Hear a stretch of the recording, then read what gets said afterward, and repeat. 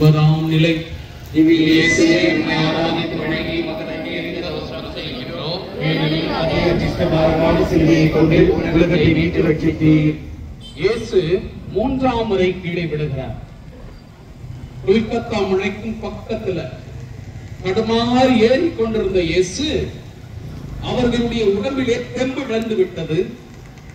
இந்த மனித வர்க்கம் அடித்த அடியினால், உதைத்த உதையினால் தடுமாறி இனி அந்த இடத்திற்கு செல்ல முடியாத அளவுக்கு உடலிலே பணமிழந்து தடுமாறி கீழே விடுகிறார். நினைத்து பார்ப்போம் அன்புக்குரியவர்களே, இந்த மனித வர்க்கம் இவர்களை எவ்வளவு கசியடினால் அடித்து துவைக்க முடியுமோ அவ்வளவு அவரை அடித்து துவைத்து இழுத்து வருகிறது. சொல்லுவாங்க, பவுலடியா சொன்னது போல, நான் ஆண்டவர் இயேசுவை போல 39 கசியடியை நான் வாங்கினேன். ஆண்டவர் இயேசு 39 கசையடியால் அடிக்கப்பட்டு இதோ தடுமாற வைத்திருக்கிறார்கள்.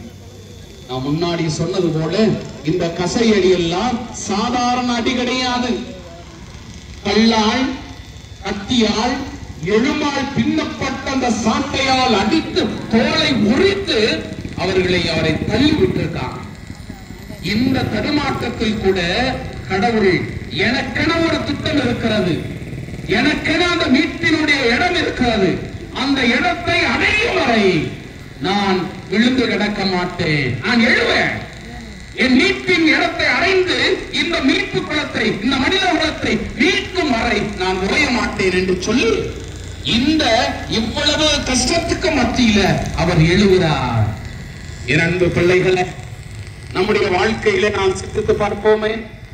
ஒரு சில சாட்டை அடிகள், ஒரு சில வேதனைகள், ஒரு சில ஏச்சு பேச்சுகள் நம் மேல் அடிபட்ட உடனே நாம் சுருண்டு கீழே விழுந்து நம்முடைய வாழ்க்கையை துளைத்து விட்டு போயிடுச்சு என்று நினைக்கிறோமே. நினைத்து பார்ப்போம், நம்முடைய வாழ்க்கையில எவ்வளவு அலங்கோலங்கள், நாம் யாரால் நாம் விழுகிறோம் என்பதை நினைப்பதற்கு தடுமாறுகிறோம்.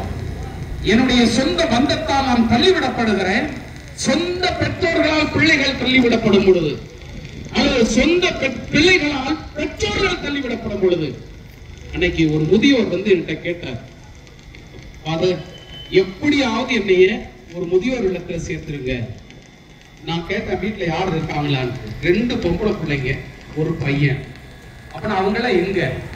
2 பொம்பளை பிள்ளைங்களும் சென்னைக்குள்ள தான் இருக்கிறாங்க, நல்ல வசதியோடு இருக்கிறாங்க. பையன் வெளிநாட்டுல படி செய்து கொண்டு இருக்கிறாங்க. நான் ஒரு ஆளுமா அனாதையா இந்த இடத்துல கிடக்கிறேன். நான் கஷ்டப்பட்டு இந்த பிள்ளைகள் எல்லாம் படிச்சு ஆளாக்கி என்ன செய்யணுமோ எல்லாமே செஞ்சேன். ஆனால் என்னால இப்ப ஒண்ணும் முடியல. ஒருவேளை சோத்துக்கு கூட மற்றவங்களை கையேந்துகிட்டு இருக்கிறேன். பல தடவை என் வீட்டுல விழுந்துட்டேன், எந்திரிக்க முடியல. என்னை தூக்குறது கூட நாதி இல்லாம அழுதுறேன். அப்ப அவர்கிட்ட நான் என்ன சொல்வதுன்னு புரியல. அப்ப அவங்க உங்க பொம்பளை பிள்ளைங்களாச்சும் பாத்துக்குமா என்று சொன்னா, அப்பா எங்க வீட்டுல அவ்வளவு வசதி இல்ல, நீங்க முடிஞ்சா எங்கனாச்சும் போய் இருங்க, நாங்க வந்து பாக்குறோம் அப்படிங்கிறாங்க.